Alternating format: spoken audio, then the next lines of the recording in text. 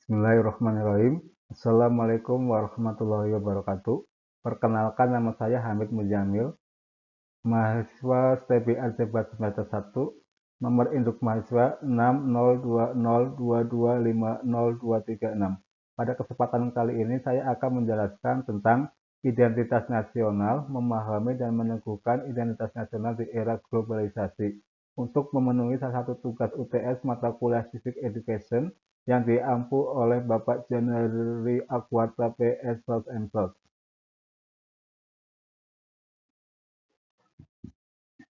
Makna dan unsur-unsur identitas nasional.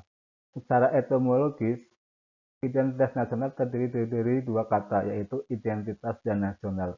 Identitas menuju pada ciri atau penanda yang dimiliki oleh seseorang, pribadi, atau kelompok. Sedangkan nasional, ciri khas, jati diri, atau kepribadian suatu bangsa yang membedakan dari bangsa lain. Menurut Kunto Wibisono, identitas nasional adalah manifestasi nilai-nilai budaya yang tumbuh dan berkembang dalam aspek kehidupan suatu bangsa dengan ciri khas. Dan dengan ciri tersebut, suatu bangsa berbeda dengan bangsa yang lain. Unsur-unsur pembentuk identitas nasional Indonesia.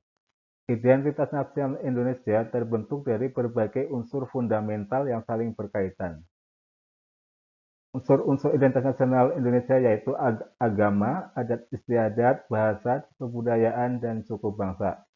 Contoh identitas nasional Indonesia adalah bendera negara, bahasa negara, lambang negara, lagu kebangsaan, dasar falsafah negara, konstitusi negara, dan bentuk negara.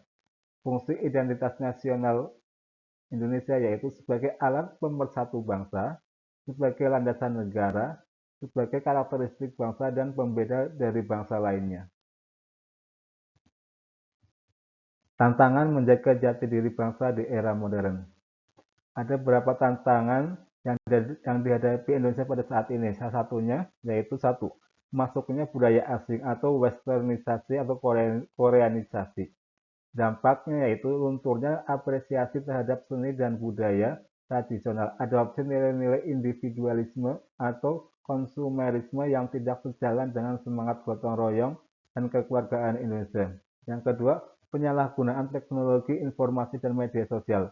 Dampaknya yaitu memecah belah kesatuan, mengikis rasa saling percaya atau toleransi, dan memunculkan polarisasi sosial yang mengancam Bhinneka Tunggal Ika.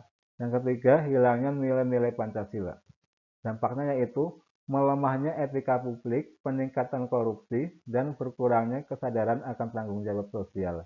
Yang keempat, ketimpangan ekonomi dan kesenjangan sosial. Dampaknya yaitu potensi disintegrasi dan melemahnya rasa memiliki terhadap identitas nasional yang dirasakan tidak memberikan keadilan.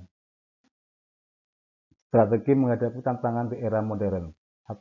Pemerataan pembangunan. Melanjutkan dan mempercepat program pemerataan pembangunan seluruh wilayah Indonesia untuk mengurangi kesenjangan sosial dan ekonomi dalam segala aspek.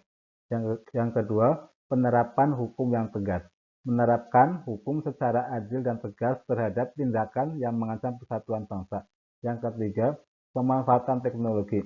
Mengembangkan dan memanfaatkan teknologi digital untuk melestarikan, mempromosikan, serta mendokumentasikan kekayaan budaya Indonesia agar dapat diakses lebih luas oleh generasi sekarang maupun yang akan datang.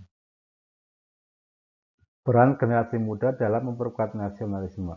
Bahwa generasi muda atau agen perubahan atau agent of change sebagai penerus bangsa pemegang peranan pilar krusial dalam menanggapi tantangan globalisasi dan memperkuat nasionalisme. 1. Pilar pelestarian, menjaga akar bangsa, memahami dan mengamalkan Pancasila, melestarikan bahasa dan budaya lokal, menghargai sejarah dan jasa pahlawan.